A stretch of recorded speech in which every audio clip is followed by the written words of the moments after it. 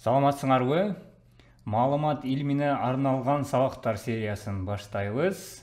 Биринчи сабагыбыз маалымат илми деген эмне? А дегенде ар дайым баштап келгендей, адаттагыдай аныктама менен баштайлык. Аныктамада көбүнесе Википедияга кайрылып атабыз. Википедияда бар билесиздер, эми көбүнчө модерациядан өткөн үчүн ал жактагы маалыматтар илимий деңгээли жогору адистердин модерациясынан өтөт. Ошон үчүн аныктамалар тагыраак десек жаңылышпайбыз. Бирок бардыгы эле акыркы мезгилдердеги чыгып аткан түшүнүктөргө ээ болгон кубулуш маалымат илимине дагы тараган. Бул эми бардыгыны биргелешип мунун аныктамасы ушул дей турган аныктамасы жок.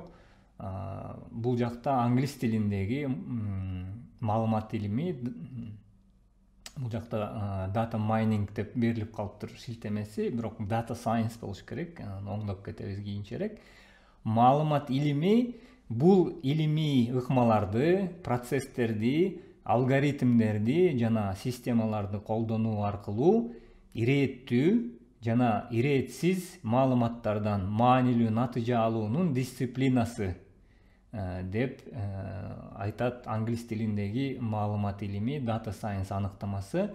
Андан кийин улантат, маалымат илими маалыматтарды казып алуу, data mining, машинанын үйрөнүүсү, machine learning жана көлөмдүү маалыматтар big data менен тыгыз байланышкан. Албетте акыркы мезгилдерде өзгөчө маалымат илимине таандык болгон ар кандай жаңы түшүнүктөр дагы пайда болуп жатат. Булардын бирөөсү data mining, бирөөсү machine learning. Machine learningге өзүнчө дагы бир жума, бир апта бердик. Бул жакта машинанын жасалма интеллект аркылуу бизге ушул маалыматтарды иштетүү, ошол маалыматтардын арасынан бизге ыңгайлуу биз түшүнө турчу бир натыйжа чыгаруунун жолдору. Анан big data, көлөмдүү маалымат түшүнүктөрү да пайда болду. Аныктаманы дагы бир жолу кайталай кетелик. Илимий ыкмаларды, процесстерди, алгоритмдерди, башкача айтканда, азыркыга чейин биз билип келген өзүбүздүн билимибизди жана системаларды колдонуу аркылуу ирэеттүү жана ирээтсиз маалыматтардан биз түшүнө тургандай маанилүү натыйжа алуунун бир дисциплинасы десек болот. Бирок дагы бир аныктама менен бөлүшө кетейин. Бул Simply Learn деген интернетте абдан популярдуу окутуу, онлайн окутуу борборлорунан бирөө. Ал маалымат илимин заманбап куралдарды жана ыкмаларды колдонуу менен чоң көлөмдөгү маалыматтардын ичинен адатта көрүнбөгөн маанилүү маалыматты, бул жакта маалымат information маанисинде маалымат алуу жана тиешелүү чечимдерин кабыл алуу иштерин изилдөөчү чөйрө деп бизге аныктама берип атат. Бул жакта астын чийүүчү сөздөрдөн бирөө бул чоң көлөмдөгү маалыматтар жана адатта көрүнбөгөн маанилүү маалымат. Башкача айтканда, бир маалымат топтому бир жерде бар, бирок ошол маалыматтын ичинен бир караганда бир көрүнбөгөн, бирок изилдөөлөрдүн ыкмалар менен, ар кандай ыкмалар менен изилдөөлөрдүн натыйжасында бул маалыматтан бизге ишибизге жарай турган жана кандайдыр бир бизди чечимге чыгара турчу дагы бир маалыматтын ичинен чыгаруунун ыкмасы деп берет бизге Simply Learn. Эми натыйжалай турган болсок, аныктама эмне болуп атат? Маалымат илими бизге биз топтоп келген маалыматтардын ичинен бизге илимибизди, билимибизди, жашообузду жакшырта турчу дагы башка маалыматтарды өндүрүүнүн жолу деп кыскача бир аныктама берсек да болот. Эми маалымат илиминин өмүр цикли бар. Эмнеге цикл деп коебуз? Анткени негизи маалыматты өндүрүү бир эле жолу бир натыйжага баруу менен токтоп калбайт, дайым кайталанып турчу бир процесс.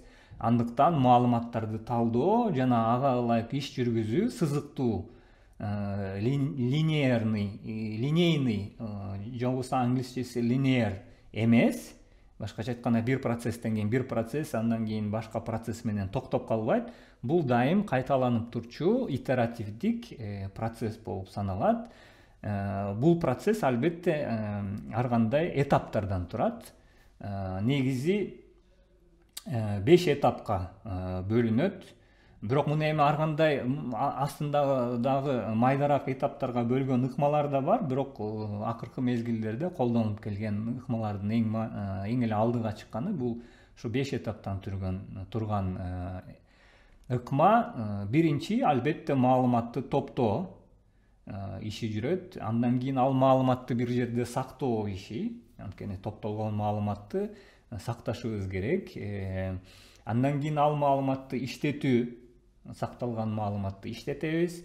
Иштеткенден кийин ал маалыматты чыккан жыйынтыкты талдайбыз. Анан талдоолордун натыйжасында чыккан биздин бир натыйжабызды биздин өзүбүздүн аудиторияга же кардарларга же болбосо калкка, мисалы мамлекет боло турган болсо, чагылдыруу же болбосо жеткирүү маселеси турат. Албетте буну эми бирден чечмелегенге аракет кылалык. Ошондо маалыматты топтоо азыркы учурда эки түрдөн жүрөт. Негизи эки түр бар. Бирөө компьютер системалары маалыматты өздөрү өндүрөт автоматтык түрдө. Ар кандай мисалы камералардан мисал бердик эле. Камералар мисалы өздөрү ошол чөйрөдө болуп жаткан окуяларды жаздырат, башкача айтканда маалымат топтойт.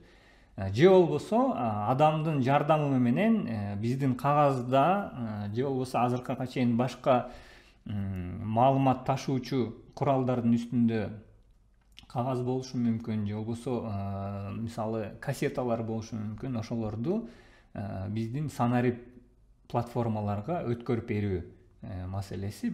Ошондо алуусу жана киргизүү, компьютерге маалыматты өзү автоматтык түрдө алуусу же болбосо киши адамдар тарабынан маалыматтын киргизилүүсү эки негизги блок катары эсептесек болот. Андан кийин киргизилген маалыматты албетте көлөмдүү маалымат болгондон кийин сактоо маселеси да турат.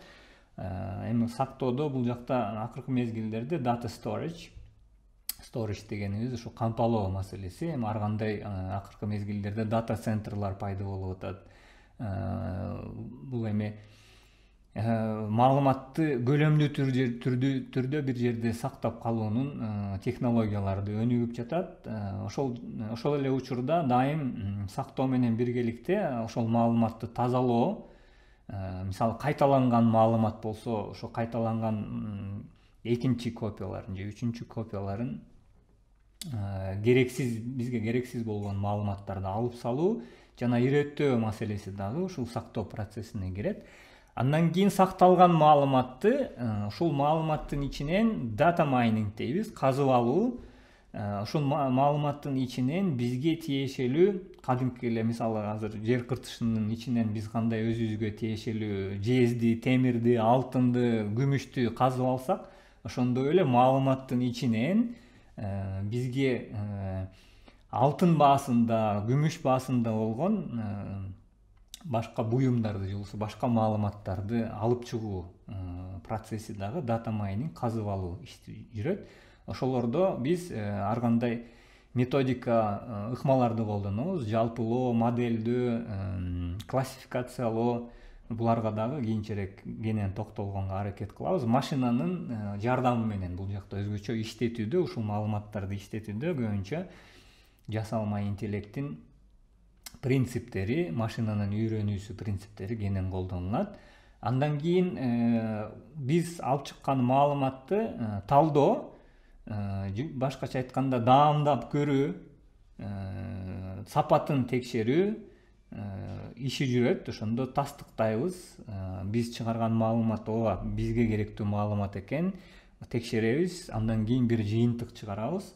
Ушул маалымат чын эле бизге керек болгон маалымат экен, керек болгон чындыкта экен. Чындыкта дегеним кээде мисалы жалган маалымат чыгып калышы мүмкүн, же болбосо ага дагы өзүнчө токтолобуз. Маалымат ар дайым бизге мындай ишене турчу маалымат болбошу мүмкүн.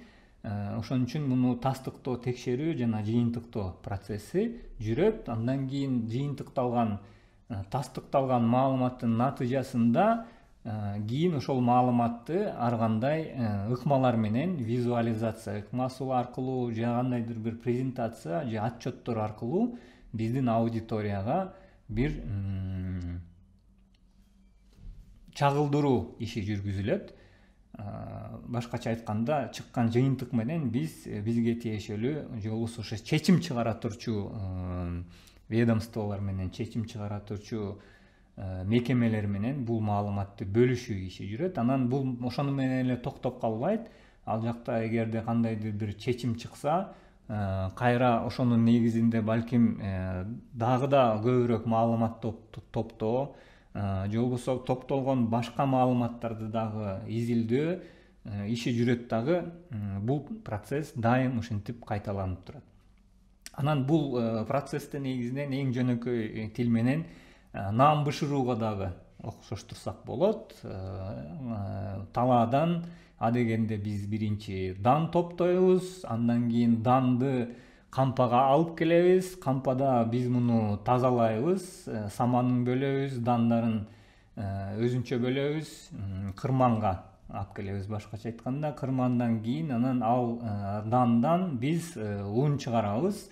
Унубуз болсо ун чыгаруу процессин иштетүү дейбиз. Андан кийин ундан кийин камырга айландырабыз. Камырга айландыргандан кийин бул ишти камырды бышырабыз. Талдоо жагы, ушул жагы бышыруу процесси дагы иштетүүгө кечиресиз. Андан кийин чыккан нанды жакшы бышыптырбы, даамы кандай экен деп текшеребиз. Бул болсо ошо талдоо жагы. Чын эле биз каалаган деңгээлде нан бекенби деп даамдап көргөндөн кийин анан аны тастыктап, ооба биз каалаган деңгээлде экен, жакшы бышыптыр деген бир тыянак чыгаргандан кийин бул наныбызды башка кардарларга өткөрүп беребиз, же болбосо сатабыз, же болбосо эл менен бөлүшөбүз. Ушул процессти кадимки эле ошондо башка биздин күнүмдүк оокатта колдонуп келген буюмдарды колдонуу процессине дагы маалыматты иштетүү процессин, маалыматты талдоо процессин окшоштурсак болот. Кайра жанагы мисалга кайталык. Ошондо бул компания эмне кылган? Биринчи маалыматты чогулткан. Андан кийин ал маалыматты өзүнүн дата центрларында, серверлеринде сактаган, иреттеген, түздөгөн. Андан кийин ошол иреттелген, түздөлгөн маалыматтарды иштетүүчү программалык аппараттарды иштеп чыккан. Кайра кайталык. Ошондо топтоду, сактады, топтолгон маалыматты иштетти. Иштеткенден кийин чыккан маалыматты бир сыйра текшерди, чыккан натыйжаны бир сыйра текшерди, канчалык натыйжа күнүмдүк жашоодо болуп аткан окуяларды чагылдырат, туурабы бул маалыматтар деп текшергенден кийин анан бир өзүнүн жетекчилигине, мисалы ошол IT бөлүмү бир презентация, отчет жүргүздү. Мындай кылсак мындай болот экен, бул товарларды буяка койсок болот экен, жашыл түстүүлөрүн биягына, кызыл түстүүлөрүн биягына деп, анан ошонун негизинде бир чечим чыгарылып, анан бир натыйжага жетилди. Ошондо 5 түркөктөн же болбосо 5 процесстен турган маалыматты иштетүү циклы десек да туура болот. Эми бул иштерди жүргүзүү үчүн акыркы мезгилдерде жаңы профессиялар пайда болду. Ошол профессияларга дагы кичине токтоло кетелик. Бул өзгөчө эми маалыматты иштетүүдө жалгыз гана ушу маалымат иштетүү боюнча иштей турчу адистер да пайда болуп баштады. Бул профессиялар акыркы 10 жылда эле пайда болгон жаңы профессиялар. Биринчиси data scientist, маалымат окумуштуусу же болбосо маалымат таануучу деп да которсок болот. Иши ошондо көйгөй эмнеде экенин, кандай суроолорго жооп издеш керек экенин жана маалыматтарды кайдан табуу керектигин аныктайт. Ошондо data scientist маалымат окумуштуусу жана маалыматты казуу, тазалоо жана иреттөө ишин жүргүзөт. Ошондо башкача айтканда маалыматты чоо жайын билген, маалыматтын түрлөрүн билген бир окумуштуу. Экинчи профессия түрү ошону менен биргеликте булар бир командада иштеген илимпоздор же болбосо адистер десек да болот. Data аналист, маалымат аналитиги дейбиз. Негизи буга чейин бизнес аналитиктер болуп келди эле, билесиздер. Ошолордун катарына эми маалымат аналитиги, data аналист деген жаңы бир профессия кошулду. Анын иши ушу аналитиктер маалымат илимпоздору менен бизнес аналитиктердин ортосунда көпүрө болуп эсептелет. Суроолорго жооп берүү үчүн маалыматтарды уюштуруп, талдап чыгышат, техникалык анализдерди жүргүзүп, алардын натыйжасында иш аракеттерди аныкташат. Ошондо көбүнчө топтолгон маалыматтардын ошо талдоо, аналитика жүргүзүү иши ошо дата аналисттерде турат. Анан буларга дата маалымат аналитиги менен маалымат окумуштуусуна жардамчы катары маалымат инженерлери бар. Бул маалымат инженерлери көбүнчө ошо технология жаатында маалымат инженерлери маалымат инфраструктурасын жана маалымат түтүктөрүн дейбиз, пайплайн түтүктөрүн деп да которулуп келет. Бул жакта негизи пайплайн деген сөз, түтүк дегени маалымат бир жерден бир жерге дайым жүрүп турат. Кадимки суу жүргөндөй эле. Ошол түтүктөрдү туура жайгаштыруу жана маалыматты биз каалаган натыйжага, биз каалаган жакка, биз каалаган чекитке жеткирүү үчүн ар кандай түтүк ыкмалары, пайплайн технологиялары колдонулат. Ошондо маалымат инженерлери ошол маалымат инфраструктурасын жана маалымат түтүктөрүн иштеп чыгышат, жайылтышат жана башкаруу, оптималдаштыруу иштерин жүргүзүшөт. Жана ошол куралдарын, ар кандай программалык камсыздоолорду, модельдерди, архитектураларды дагы иштеп чыгышат. Ошо негизги, албетте булардын ар кандай дагы түрлөрү дагы бар, бирок негизги маалымат илиминде 3 профессия алдыга чыгат. Бул маалымат окумуштуусу, data scientist, маалымат аналитиги, data analyst, анан маалымат инженери, data engineer. Эми маалымат илиминде акыркы мезгилдерде албетте ишибизди оңойлотуу жагында ар кандай куралдарды иштеп чыктык, инструменттерди иштеп чыктык. Ошондо негизи маалыматты иштетүү өзү татаал процесс, бирок ушул куралдардын жардамы менен бул процесс бир топ оңойлошкон.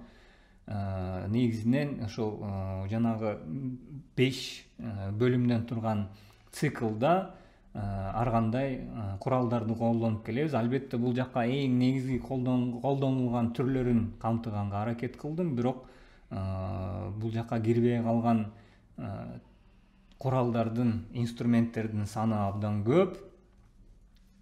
Негизи сактоо кампалоодо информатика, талент, Amazon'дун акыркы мезгилде чыгарган Redshift куралы, инструменти, SQL'дун түрлөрү, билесиздер, SQL'дун MS SQL, Microsoft'тун өзүнүн SQL платформасы бар.